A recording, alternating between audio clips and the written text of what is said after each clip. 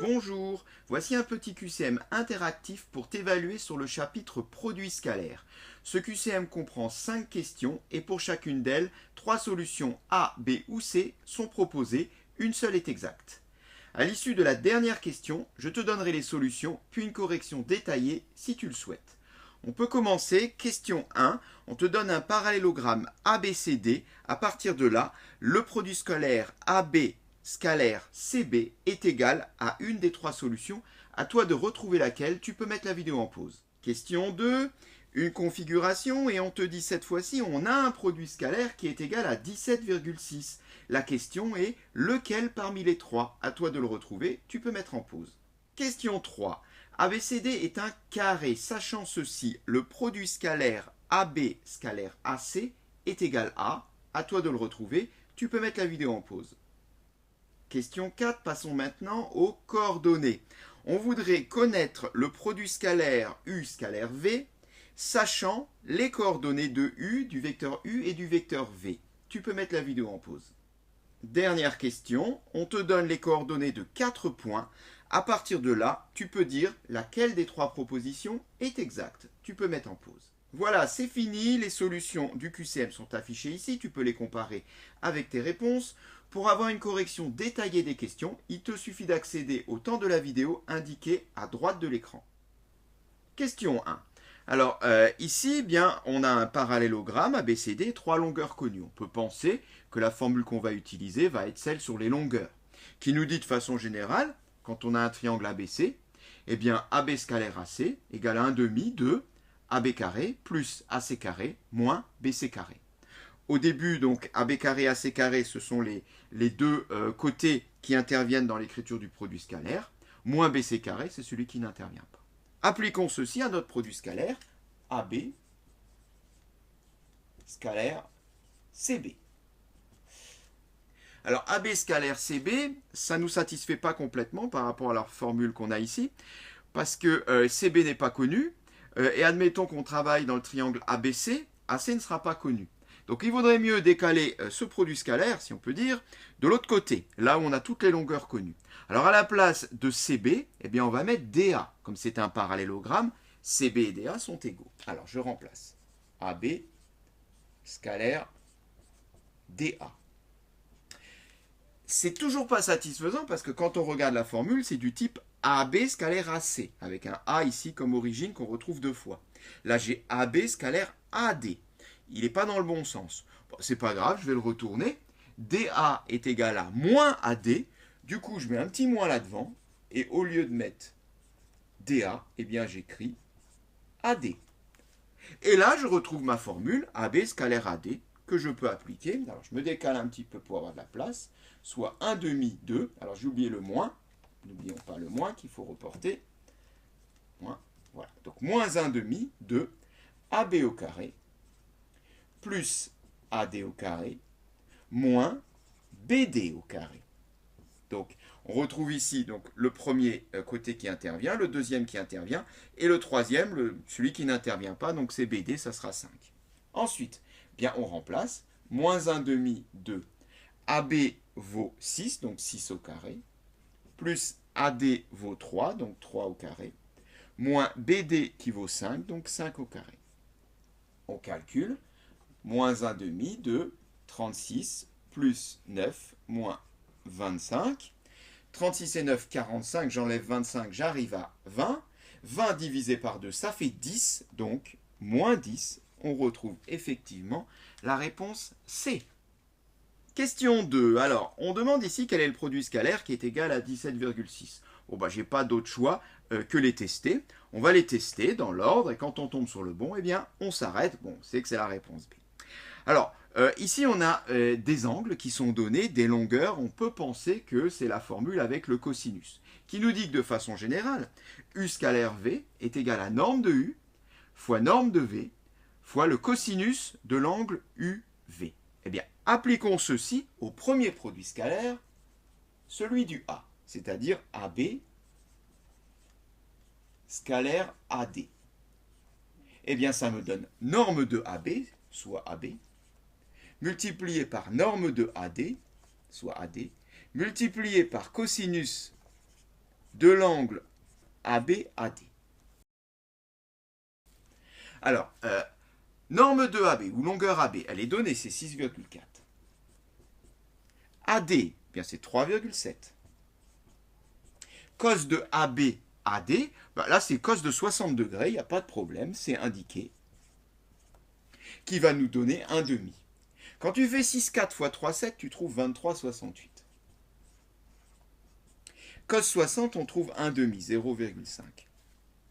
23,68 fois 0,5, ça fait environ du 11,5. On est très loin des 17,6 qui sont attendus. C'est donc pas le A. On va faire la même chose, mais pour le B. Avec BC scalaire BD. Qui est donc égal à la norme de BC, multiplié par la norme de BD, multiplié par le cosinus, formé de l'angle plutôt, formé par les deux vecteurs. Ce qui donne, alors, BC, on connaît, c'est 6,4. BD, on connaît, c'est 5,5. Multiplié par cos, ben, c'est toujours cos 60. On effectue ceci, 6,4 fois 5,5, ça fait 35,2. Multiplié par le cos 60 qui est de 1,5, soit 0,5. Et bien là, on trouve effectivement nos 17,6 que l'on attendait. Il fallait donc bien répondre B. Question 3. Ici donc, on travaille dans un carré ABCD et on nous demande de retrouver parmi les trois expressions laquelle correspond au produit scalaire AB scalaire AC. Alors ici, vu la configuration, vu le peu d'indications qu'on a, la formule de la projection sera la plus adaptée. D'abord parce qu'on est dans un carré, on a des angles droits. Et ensuite, parce que comme on vient de le dire, on a peu d'indications et on ne nous demande pas de calculer, mais on demande de simplifier l'écriture. Alors la formule de la projection, on peut la rappeler, elle nous dit de façon générale que AB scalaire AC est égal à AB scalaire AH, où H, c'est le pied de la perpendiculaire à AB passant par C. On fait tomber C sur AB, sur l'autre vecteur, si l'on peut dire. Et à partir de là, on se retrouve avec un produit scalaire dont les deux vecteurs sont collinaires et reposent sur le même support. C'est ce qui nous intéresse ici, parce que justement, comme on vient de le dire, dans le carré, on a des angles droits. Et quand on demande de calculer AB scalaire AC, on va le noter,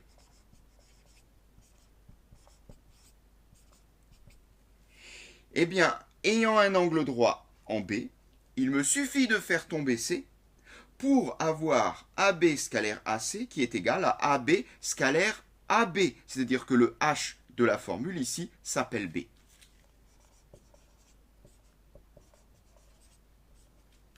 Mais AB scalaire AB, eh bien, c'est la norme de AB au carré. Et ceci, on sait que ça s'écrit tout simplement AB au carré. Bien, cela correspond à la réponse de l'énoncé.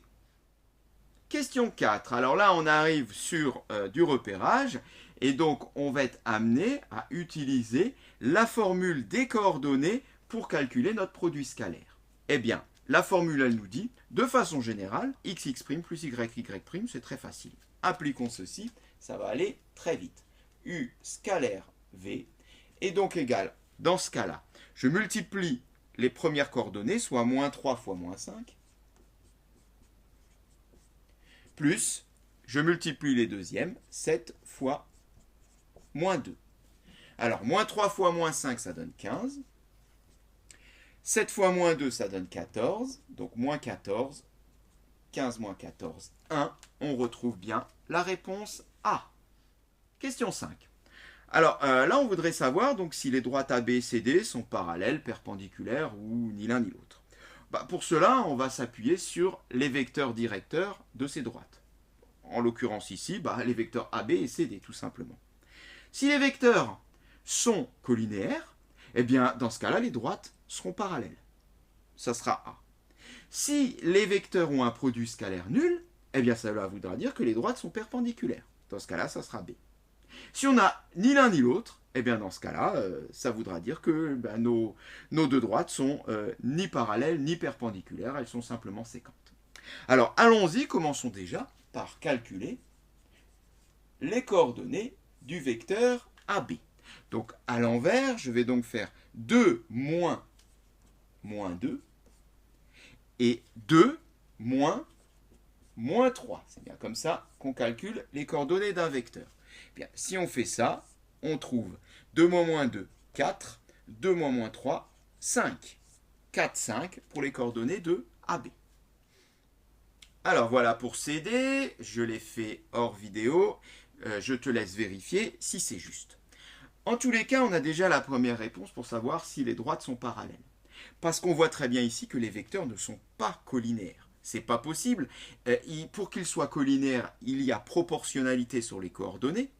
Or, on voit ici que les deux coordonnées sont positives, et là, il y en a une de négative. On ne peut pas avoir proportionnalité.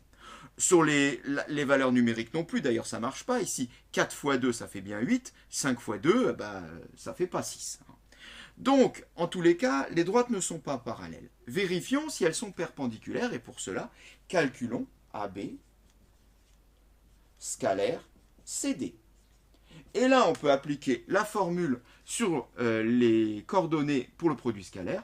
On multiplie les abscisses, on multiplie les ordonnées, et puis on additionne tout ça. Alors, je multiplie, donc ça fait 4 fois moins 8, plus 5 fois 6. Alors, 4 fois moins 8, ça fait moins 32. 5 fois 6, ça fait 30. Moins 2. Eh bien ça, c'est différent de 0. Ce qui veut dire que AB et CD ne sont pas orthogonaux. Les deux vecteurs ne sont pas orthogonaux. Ce qui veut dire que les droites portées par ces vecteurs ne sont pas perpendiculaires. Eh bien à partir de là, on peut en déduire qu'il s'agissait bien de la réponse C, et cette séquence est terminée.